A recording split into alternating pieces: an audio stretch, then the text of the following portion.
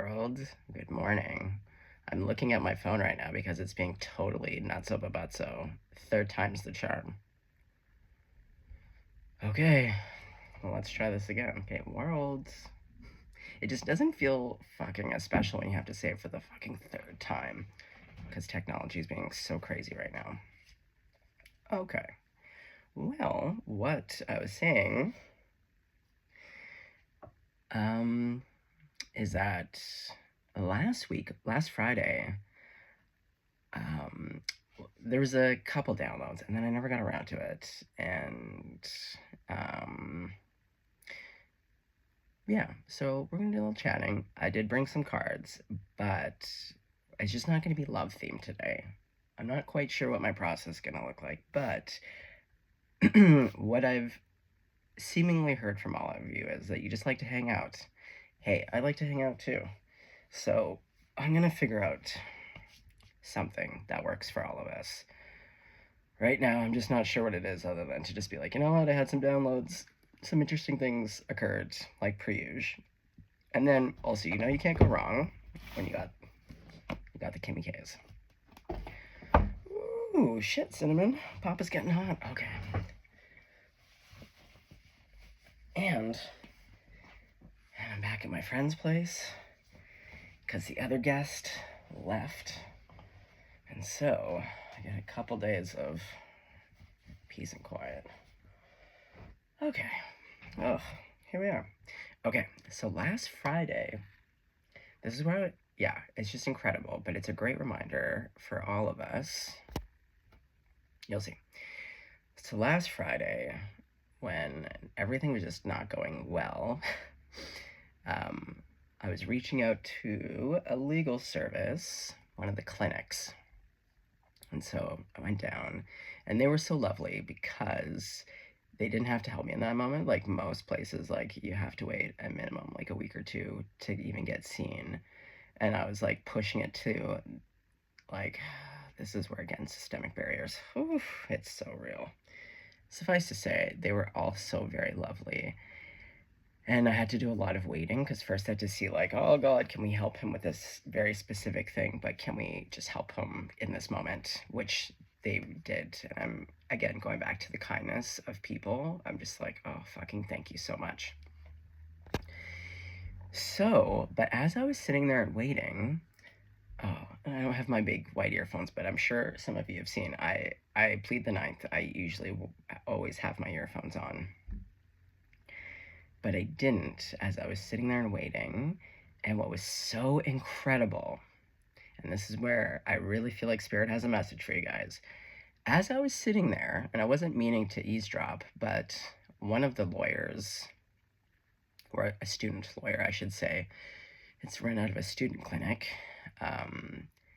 They get back to people by phone. Now, I didn't get to hear the person's problem, but what it pertained to was literally the information that I need. Like when I say, like, it was so particular, right down to the article number and the case versus, like so-and-so versus so-and-so, because usually it's not just enough to have the article number, you want to have backup cases to show precedent.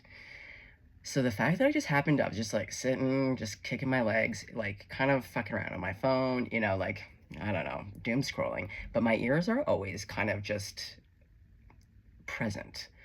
And as soon as I heard the particular doop, and then she just started to list like what articles, what set the precedent, like it was just like, it was literally the thing, not that I was there for that I needed, but for something else that I need legally. And I was just like, what are the chances? Because even the timing of me like walking to that clinic, the timing of me arriving when I did, seeing the people, like the staggeredness, the fact that it just happened to be like, earphones off, let's just whatever, and sit in close enough proximity just to hear the very specific piece of information. Again, I can't reiterate enough that I wasn't eavesdropping and I didn't hear anything that had to do with that fellow, because he was on the phone. So I don't know anything about his case. I just was giving article numbers. And because I knew, once you know what the article number is about, you're like, okay, but it was the gift of like, blah blah blah versus blah blah blah. This and like, and then because because they're lawyers, like breaking down, and I was just like, so my point to all of this is that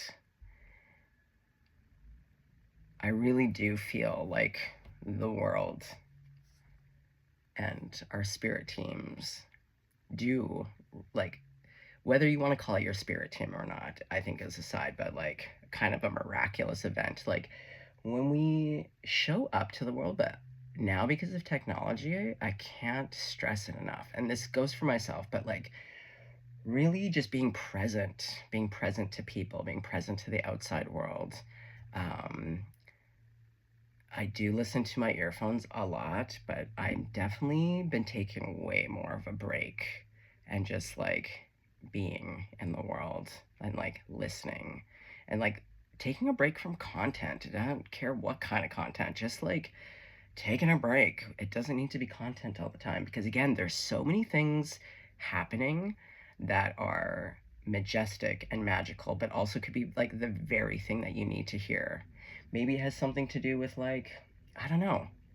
It could literally be anything. Like, that's what caught me. And it was funny because, in fact, I think that's what I had been listening to is someone talking about your spirit team and how they're always trying to communicate with you, and that it could be something like, you know, you're in line and you've just been asking God or praying to whoever you pray to, being like, we'll use school as an example of like, should I go into this program or, you know, like blah, blah, blah. And then the person was saying, you know, like, so then you're at the grocery store and then you just so happen to hear three people in front of you talk about the very thing, you know, being like, that's a sign.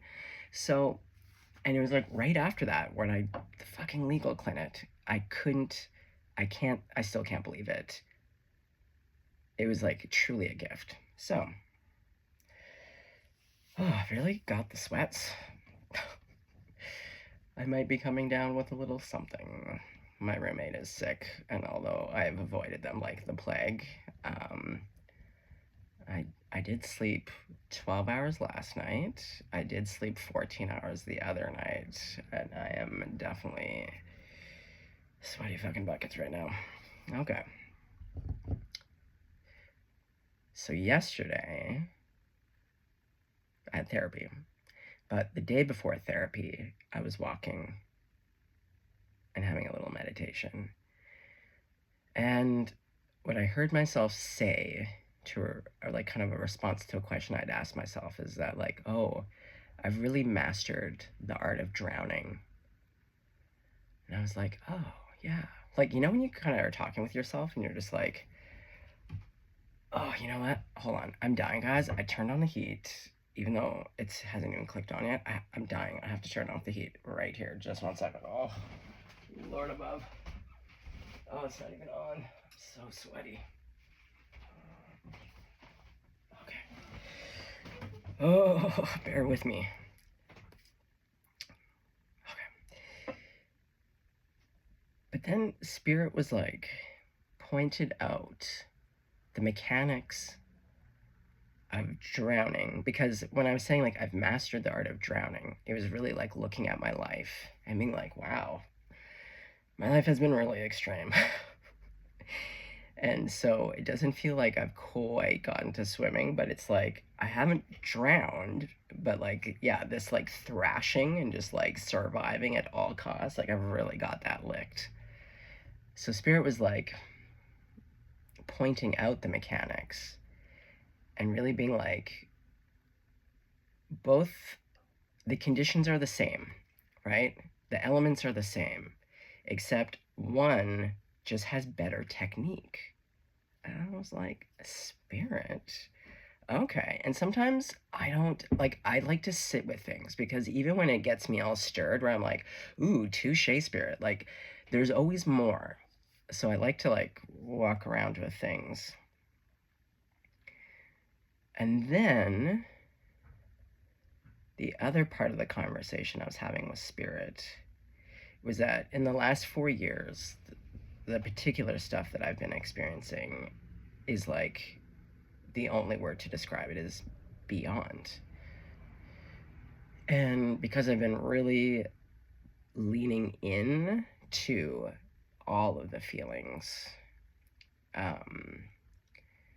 Yeah, like the thing I just kept coming back to is like my physical body cannot be a container for the magnitude of these experience and feelings. Like it is just too much. Like it is too much. And so I found for me that silence and things like dirt or the forest are really kind of the only things that can be a container. But then Spirit was showing me essentially that when you're in the forest for the trees, so to speak, that is when the magnitude, it becomes like it's in you. And so I was reading about this technique that they use a lot with veteran soldiers and their CPTSD. And so they call it distancing. So, yeah. So instead of everything being point inwards, it's like distancing yourself enough. And what I always keep seeing is like mountain ranges as these really never ending experiences in the past 4 years. But when you can actually distance yourself, it's a win-win-win because, for one, you are taking this thing that's too big for your body, your mind, and your heart to hold. And it's not that you're detaching or dissociating from it, but by distancing, you actually kind of honor the magnitude of it because you can see it like a mountain range. Like picture yourself being, like, when you see those hikers and like they're in Patagonia and they're at like kind of the base, but you can see all of the mountain ranges. So there's something here about mastering also the technique of distancing and not to remove yourself from it. Yeah, you're not removing yourself from it. You're taking it from in here and putting it out and kind of projecting it so that you can actually see the magnitude, because the thing is you're feeling the magnitude and it's too much. So when you actually kind of take it outside of yourself, for one, you can then appreciate the magnitude and be like, holy fuck, you are big. You are big and you do not belong in this container. And for us to be able to work together, we gotta work in this way. Does that make sense? Again, I get a lot of visuals, so sometimes it's hard to put into words.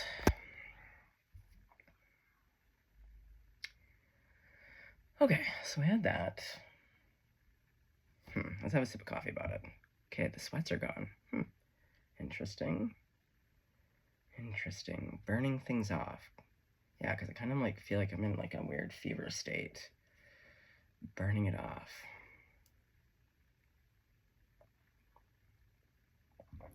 Okay. Anything else? Well, let's start with those kind of two themes. I do like the idea of it's just a matter of technique, going back to the drowning versus swimming. Because drowning, you're just like expending all this energy. But if I just switched my technique, again, not quite, do you know what I mean? Like, this is what I mean by like a real life demonstration. Like Spirit gives me stuff and I'm like, the feeling is like ding, ding, ding. Like it really resonates, but I know there's more. So why don't we take these examples and pull some cards? Oh, you know what? Oh, there's one more deck. Oh, geez. And I do hate stopping the video because then I have to like string it together an iMovie, which I fucking hate because then it makes the screen go all small. Let me grab the other deck, the traditional deck. I really want that one today. Okay, guys. Two seconds, if that. Oh, 2 seconds. Oh boy.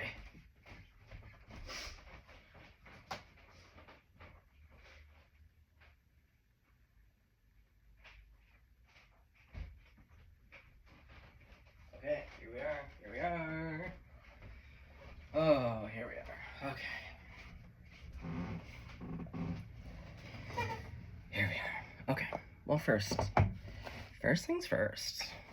Let's get out the Kimmy K's just know there's going to be something beautiful. Also, therapy went great. Again, the power, like my love language is just literally being listened to. That's a love language.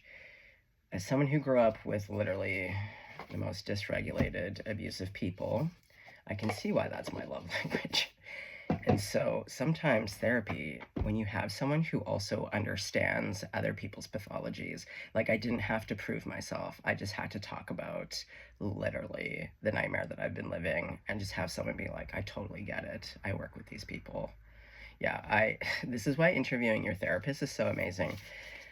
My therapist, in amongst other things, but they work in a clinical capacity when they're not doing one-to-one in an institution where there's a lot of cluster B personalities, and so they're very familiar with what this looks like. So, was that the best hour of my life?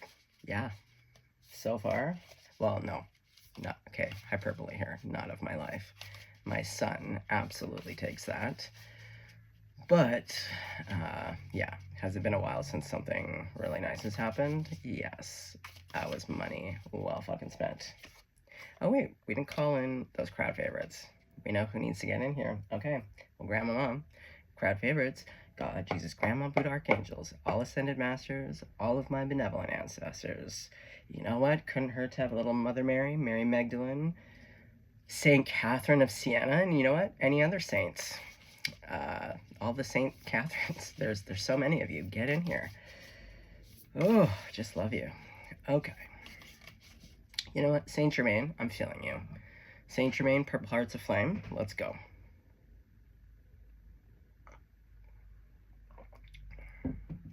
I somehow managed to make the weakest coffee of my life.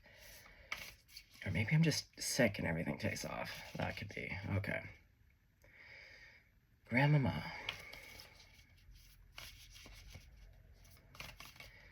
Okay. So God, spirits, we're talking about, ooh, poet. Okay.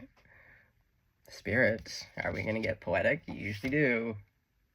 And the destroyer. Oh, those are my two enemies, my energies. Oh, but do we have two enemies? That did slip out. Okay, well, let's get a couple more. We'll find out soon enough. Oh, interesting. Right out of the gate. Guys, I'm not gonna lie, I know it's only been a few days, but I've missed this. I do love working with symbology. This is the kind of love language I do love too. Okay. But this actually, how to describe it?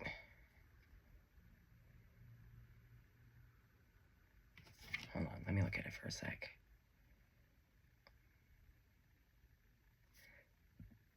Yeah, I do see this as like the gold surrounding this orb,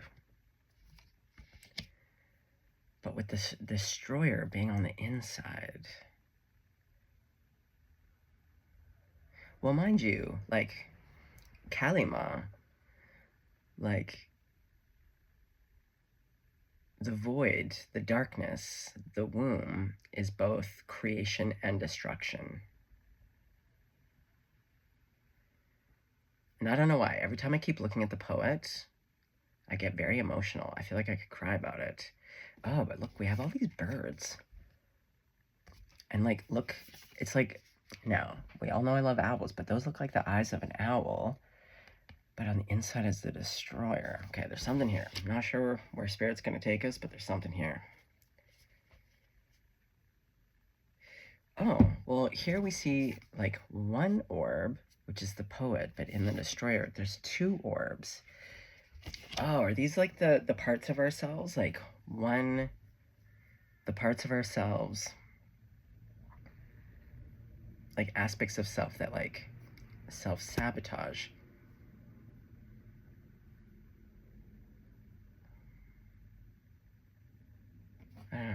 Very interesting. Okay, Grandmama. Okay, so we see the poet, we see the destroyer. In regards to swimming and drowning. Okay, but I just want one, though. It has to be one card at a time.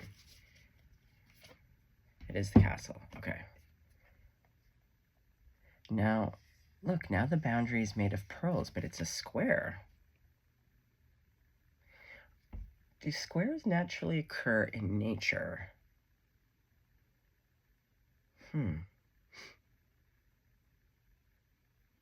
Well, she also has, like, diamond crusted eyes. We have a rose.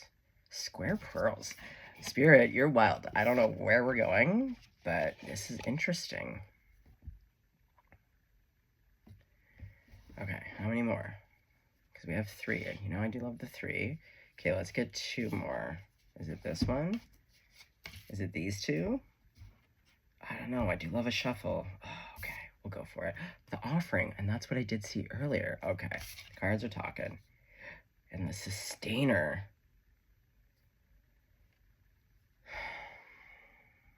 Now, look at this. The square boundary. Oh my god. Look, all of these are fucking talking together. Look, these 2 are on the outside. The destroyer is on the outside of the boundary. So it is like taking something. And look, we had the square boundary. Ah! Oh, fuck. I'm jizzy jazz now. I fucking love One Spirit. Again, very poetic. Okay, well, first let's just read. Let's read. Let's read from the book. You just know there's going to be something juicy in here. Oh, I love this. I love this. I fucking love this deck. Just can't go wrong with old Kimmy K. Okay, the poet. 75. Perhaps some of you were born in 75, the year of the rabbit.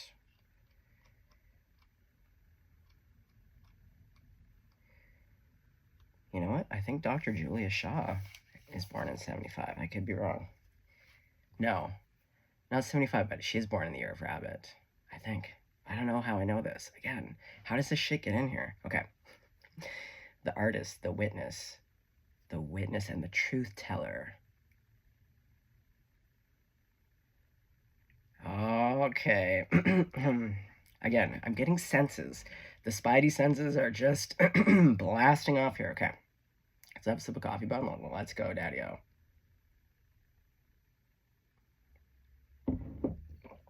I see. Okay. Bear with me, guys. I know. And because it's been a few days, I've been out of touch. Stella's gotta get her groove back here. Okay. The poet's work is to feel immensely and not be afraid. They must seek out truth in the darkest corners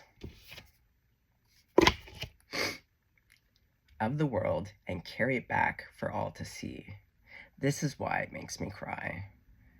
The truth tellers of the world. I would put myself in there. It's hard being a truth teller in this kind of fucking world.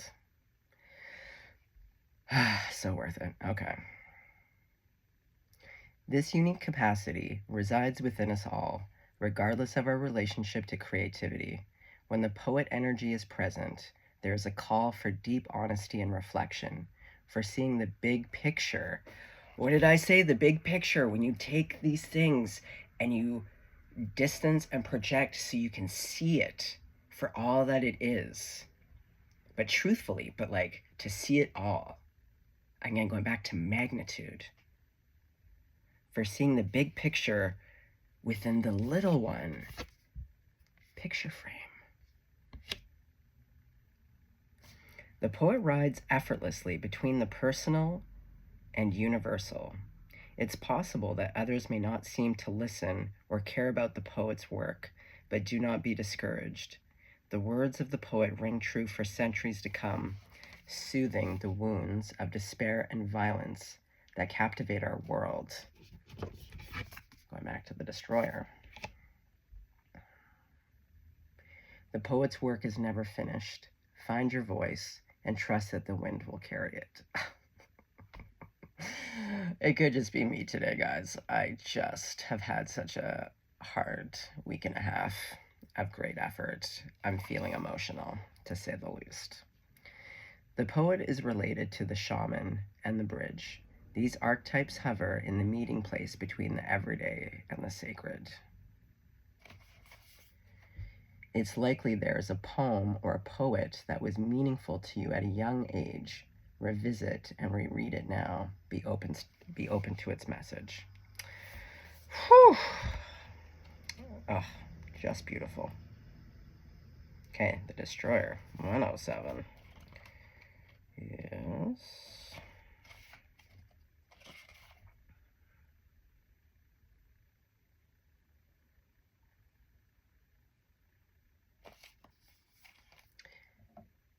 Interesting. The Savage. But was it yesterday when I was walking? I don't know. I was doing something. Again, by myself, talking to the spirit team, but I referred to the thing I did as sauvage, French for savage. And I remember thinking, also because that is the term that we used for Indigenous people, so I try not to use that word in general just because it does tend to get labeled in that category. But I was like, I never use that term. The savage, the unexpected, the rejected. The Destroyer, the final of the three archetypes in the trio of existence, has necessary yet painful work to do in the world. Culturally, we have an aversion to endings, and we hang on to permanence as a signifier of success. Yet the Destroyer pulls the rug out from underneath relationships, jobs, homes, and all forms of security. Oh, that has been my existence for the past 4 years. Oh, fuck yeah. It's the part of us that wants things to end. Sorry, I'm just trying to think about the drowning analogy. Because I haven't just surrendered and just drowned. Do you know what I mean? Hold on. Because even though I've wanted things to stop, like my son's mom's behaviors is just untenable, and I would love it to stop. Yet, here we are. It hasn't stopped. So it is about making a decision to be like, you just have to psychologically sometimes accept what is current. Doesn't mean it can't change, but like, I can stick my head in the sand. It's not going to change it. Yeah, part of us that wants things to end. Okay. Its painful orientation is to uncover our true purpose. Oh, well, I wouldn't have applied to go to school to do another 8 years had it not been for this experience. The Destroyer does not let us linger long in comfort. Yes, that is true. As it knows, not much happens in that realm. Also so fucking true. With its piercing eyes, it seeks out stagnancy from a distance, and the rest becomes history. Oh, I could cry. It does feel personal. I'm sure there's so many of us in this crowd that can be like, can I get an amen? In the old myths, this is the moment when heads begin to roll. The ground opens up and castles crumble. Hold on for the ride. The Destroyer has arrived. But see, I see the poet and the Destroyer working together. See? Like, there's a way to work with both. It's like harnessing. Going back to like, just like the chariot, I call those two horses, for me, rage and fury. That they always have a seat at my table, so long as that I harness that energy for good. Hatred doesn't have a seat at the table. Doesn't mean I don't allow it to have a voice sometimes for like 5 to 30 minutes tops. Yeah, the Destroyer. Yeah, I feel like my Gemini, I'm the poet and the Destroyer, for sure. Oh, this is beautiful. Just fucking beautiful. Okay, the castle. Castle. 149, okay. Oh, what a day to be alive. The palace, the penthouse, the fortress. It's no wonder fairy tales tell of sleeping princesses with castles. Didn't we just hear like the castles would be crumbling?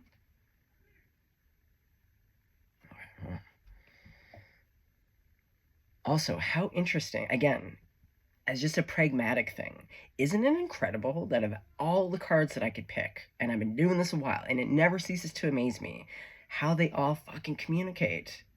Fucking brilliant. Ugh.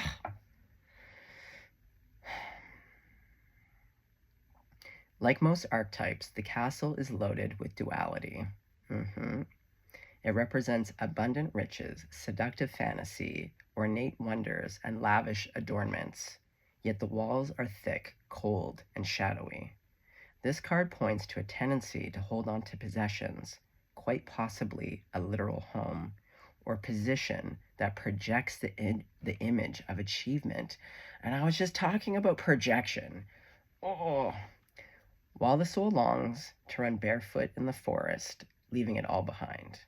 At times we must settle down, yet the castle lulls us with its spell of materialism, and we fall asleep to our deepest dreams. The castle can be a motivating force, an enchanting goal to travel toward, but it is best not to linger within its walls of decadent deception. And look what's outside of the walls. What I feel like are the two energies, the poet and the destroyer, working together. And what's within the walls is the process of creation. Oh, fucking beautiful. And then it's like the offering. Because that's what you give back to the world. You share. Because that's literally all I do on this channel. It's just like taking something fucking untenable and using it to create something slightly more beautiful. And look, there's no boundaries. It's a hand to either offer or receive. It's got all the colors. And it's got a new moon. Oh, serenity now. If this card appears with the king, the queen, or the maiden, know that you've entered into long-standing family dynamics that include property and power. Well, we don't have that here. Notice how castles are designed to keep things out. They defend, they separate. It is likely there's connection and community beyond its walls that will revitalize you.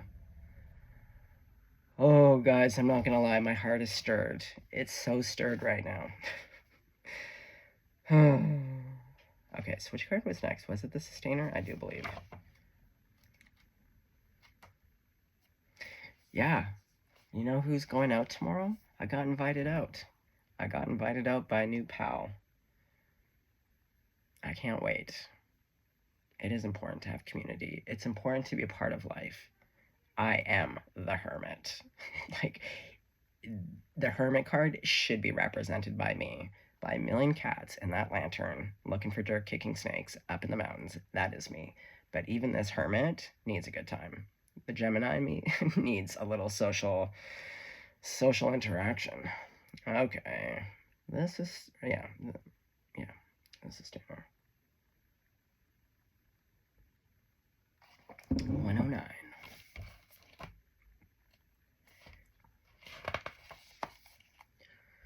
The peacemaker, the upholder, the preserver.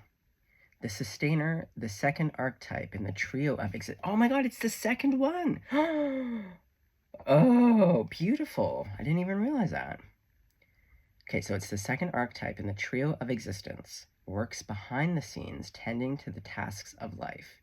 They cultivate gardens, pay bills, keep the meals warm, and the mouths sweetly fed. The sustainer is at peace in the process of life, knowing there is no start or finish to humble yet meaningful tasks. They have a natural inclination to nourish others, to archive, to preserve Earth's resources, to consider environmental impact, to see their role in the divine cycle of life. It's common for the sustainer to become overworked, leading to resentment. Their tasks aren't glamorous, and therefore the sustainer rarely receives the credit or attention. The sustainer longs to hold things in place so badly, especially relationships, that they resist necessary change. Take time with this archetype. It is within us all and needs our love. Well, the sustainer, to me, because I was talking about creating, but even as an artist, what most people don't realize is, and also like the cost of some art now, yes, some art is wildly priced, but again, it's all the behind the scenes. Like, my God, you know, the prep work, if I'm working on a large oil painting, and I tend to do really large scale when I can, and oil in particular is a totally different medium and it requires a lot of things, but mixing your paints beforehand, because usually you have a lot of the painting worked out or you've done sketches, so you have a color palette, but you have to mix it because that also, being preemptive, saves you time and it's just more professional. As you kind of get into working, you realize that there's like a better way of working. But to like prep your canvases, mix all of the colors, that's just hours. Just hours. That could be sometimes like more than half a day of just getting things ready to start the painting. I think a lot of us too, as parents, yeah, there's just a lot of work that makes things look effortless to the outside, but to realize, like, to create something or to have a beautiful home or to, you know, like a lot, yeah, of unrecognized labor and work and preparation goes into things.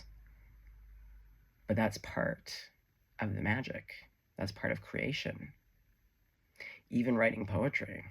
When I write lyrics, poetry, screenplays, short stories, do you know how much, like, you gotta tackle those blank pages, but you start to write, and again, there's always a stepping back. Yeah, there's something here about stepping back. Oh yeah, painting is a great analogy. And why I love seeing interviews with artists in their studios, the process. For a long time, I always felt really weird because a lot of time in my studio, you're just staring a lot. You're feeling and staring and sensing what should happen next. It's co-creative. And for the longest time, I felt so weird about it until I started to see like documentaries and like little inside scoops on how other artists work. And a lot of times it's just staring. Oh my God, do you know how many hours I spent trying to finish lyrics and getting stuck in a section? And then, you know, it's best to just like stare for a bit and then move on to something else completely different. Oh, sorry, there was a bit of a tangent here, but I was like, huh. Okay.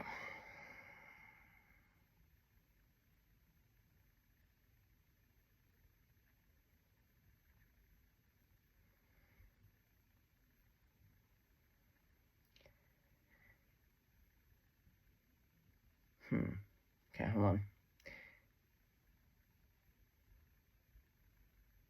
Yeah, the sustainer longs to hold things in place so badly, especially relationships, that they resist necessary change. And we saw in the castle and in the destroyer. So there is something here. See, and remember what I talked about with the hand?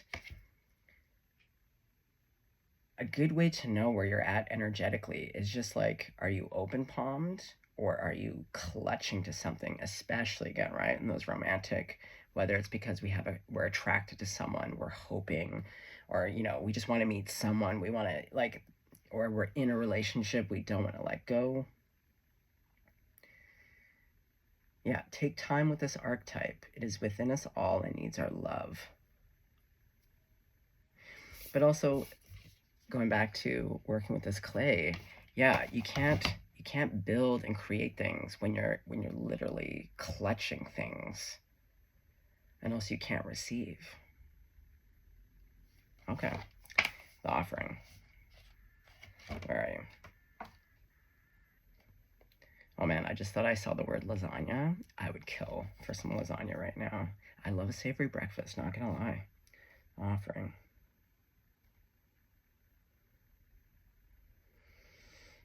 193. All right.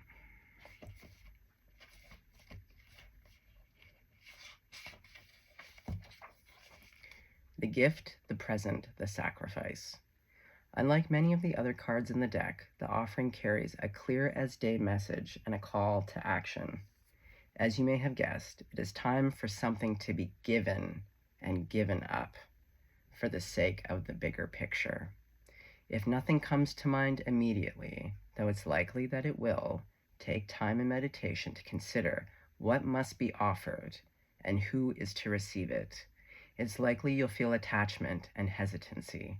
You'll make excuses, but recognize the link between the word sacrifice and the word sacred. Kim K, I fucking love you. One leads to the other. When we offer up something to the greater good, we lighten our load and become more able to serve. Imagine for a moment if you were to offer your whole self unconditionally to the world. For now, start small. That's exactly why I started this channel, and it really does come from the 12-step model that I essentially grew up in. I spent a lot of time in the 12 steps, being sober. And I really do believe in the adage of, in order to keep what you have, you must give it away. And it's so counterintuitive when you're going through really fucking hard times, but that is the best time to be of service, to get you out of the forest for the trees. And not to say that your own existence isn't very real and what's painful isn't truly painful, but the medicine is usually within doing something counterintuitive, you know? I really believe in that. Oh boy, oh boy. What a reading. Should we get some... Where do we take it from here?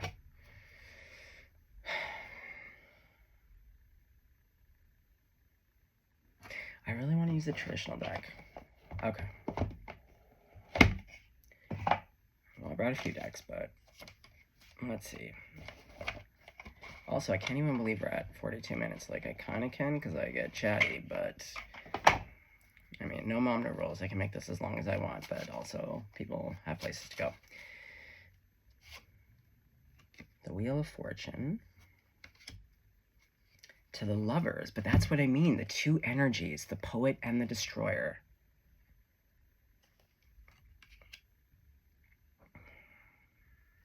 And going back to the offering, I do believe in offering and giving something up when things are hard. When Chicken Baby, aka Bonita Fajita, when that ding dong took off from my backyard in Toronto many years ago, oh God, I did. When things are hard, I do make an offering. I do make an offering. I think it's important. Again, supplication. I like that they point out sacrifice and sacred. Yeah, reciprocity. Even like little things. And that's why you see in so many cultures, right? Like when you have your, oh, what's the word? Altar of some kind. You know, for some people, they have little icon statues and incense, and they have like little things of fruit. Like when I go to the Buddhist temple, there's always fruit and incense and little offerings.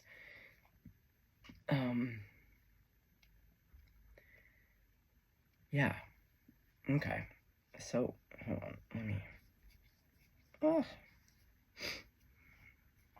Okay. What do you want to say about the Wheel of Fortune?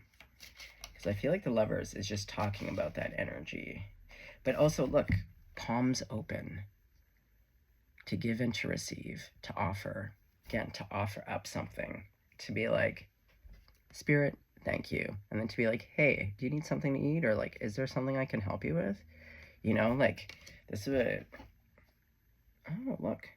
Judgment. Okay, so tell me about the Wheel of Fortune. Clarify.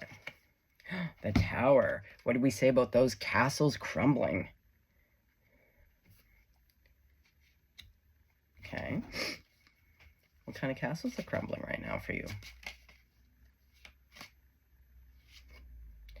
Oh, you know what's crumbling? This goddamn bullshit right here.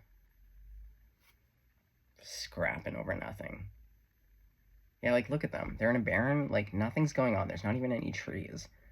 Like, what are you fighting about? Okay, so you've been in some kind of conflict with some people. Ooh, Queen of Wands. Oh, boy. Yeah.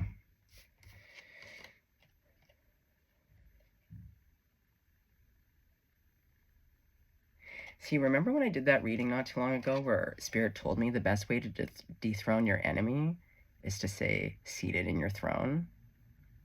That's what you're doing. Because those idiots, look who's off their thrones. They've already dethroned themselves. You look great. And look who you have here. Your little kitty. A black one at that. Just like my girl Blackie, who I miss every single day. But you know what's funny? Look at these lines. These lines remind me of siblings that, you know when you have a sibling and you're like 4 and 5 and you just start smacking each other in the face? Yeah, so like even these idiots, like everyone is scrapping other than you and this kitty.